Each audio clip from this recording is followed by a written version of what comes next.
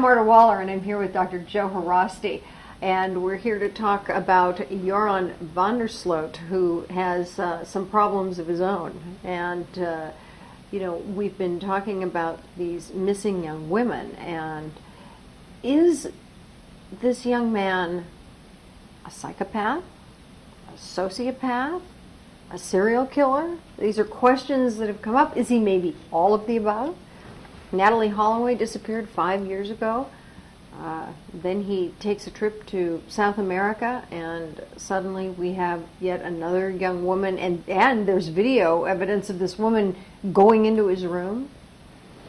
Well, I think all of the above. I think Joran van der Sloot is a psychopath or sociopath. A psychopath, by definition, is someone who has no conscience and who will commit murder and other acts of violence toward other human beings and have absolutely no sense of guilt or any sense of moral outrage about that. So he's a psychopath. I don't think this man has a conscience. And again, we've had a chance to see him throughout the past 5 years, certainly surrounding the Natalie Holloway disappearance, this young high school senior who goes to Aruba for a high school trip and never returns home. We still don't know where her body is or what happened to her. But again, all the evidence pointed in the direction of Joran van der Sloot, who perhaps because of his family's position, his father was a high-ranking judge within the Aruban system. The Aruban police botched up the investigation. There were all kinds of roadblocks. And for whatever reason, they were never able to indict this young man for what everyone thought was that he was a perpetrator, he was a killer. But now, 5 years to the day of Natalie Holloway's disappearance, he murders a young woman, Stephanie Flores, in Lima, Peru, and then takes off and finally is caught in Chile. The body is found 3 days later. He gives a detailed confession, both in writing and also in reenacting the whole scene, so that there's little doubt that he was in fact the murderer. And so, having killed 2 women, and by the way, he did confess to the Natalie Holloway murder to an ABC reporter, Mr. Como, but that is of course not admissible in court at this time, I understand, either in Aruba or in Peru. So he has actually acknowledged or admitted to both murders, and that makes him a serial killer.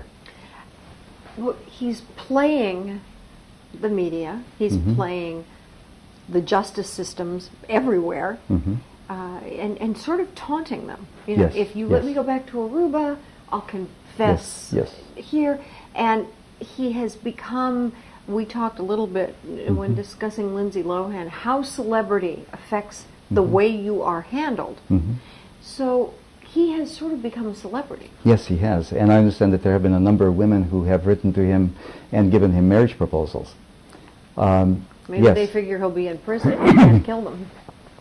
Well, I think that, again, it's a sort of celebrity by assimilation or association. These women may have the delusion that somehow, they can tame this alpha male that nobody else can. Or even if he's killed 2 other women, they're going to be the ones who are going to survive. They're going to be the ones who will tame him. And also, I think others will just want to get the fame, the 15 minutes of fame, 15 seconds of fame that they will get by association with him. Now, if we eventually start to learn more about this young man as a child, what would be the things you might expect to hear from someone's childhood like this? Not to analyze him specifically, but what would be some of the common traits that you would expect to find in the childhood of someone who...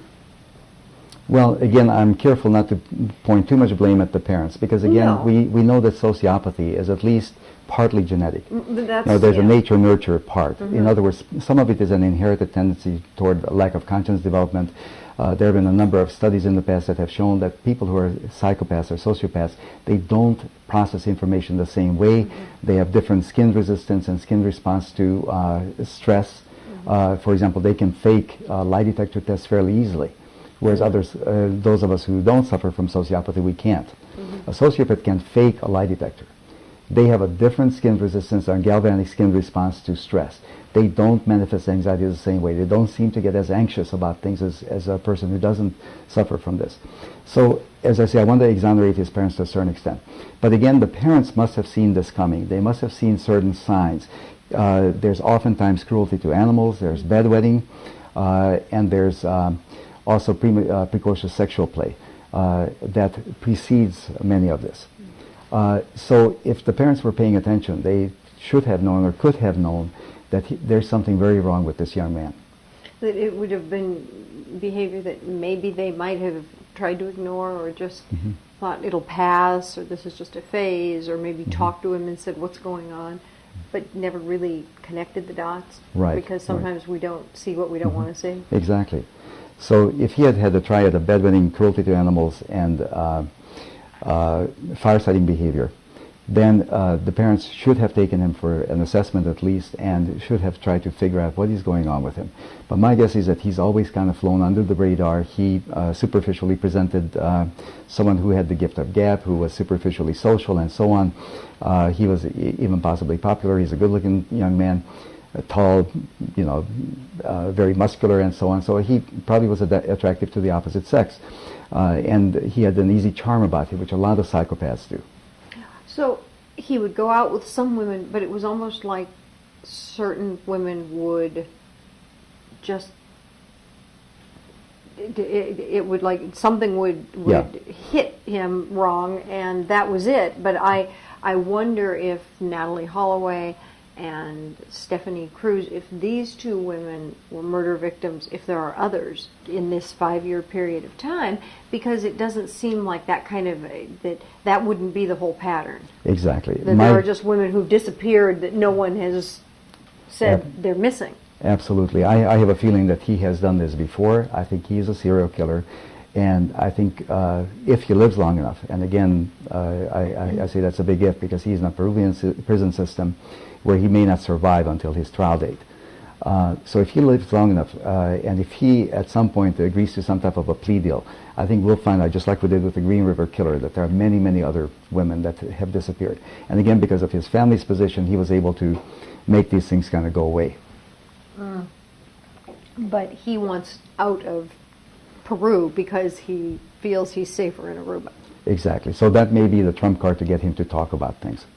So that might be the carrot that the authorities could kind of dangle before him. But again, I'm very suspect of the Aruban authorities or of the Dutch authorities, because they have protected him and protected his family all along. So I think it would have to be some type of an independent panel that would look at this, because I would not trust, based on their track record, the Aruban system.